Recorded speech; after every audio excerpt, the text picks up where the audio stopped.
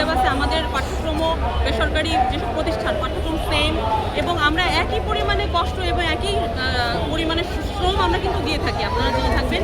কিন্তু আমাদের বেতনের স্কেল মাত্র হচ্ছে 12,500 টাকা, যেটা কিনা বর্তমানে এই দ্রব্যমূল্যের ঊর্ধ্বগতিতে খুবই অসামঞ্জস্য। মাত্র বাড়ি ভাড়া মাত্র 1,000 টাকা,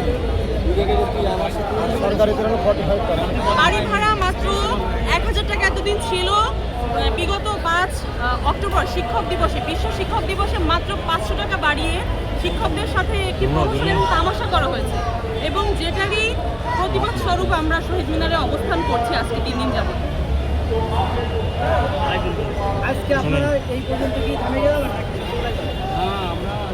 আমাদের আন্দোলন যতক্ষণ না পর্যন্ত দাবি আদায় হবে, আন্দোলন চলতে থাকবে, আন্দোলন চলবে, লাগাতার চলতে থাকবে।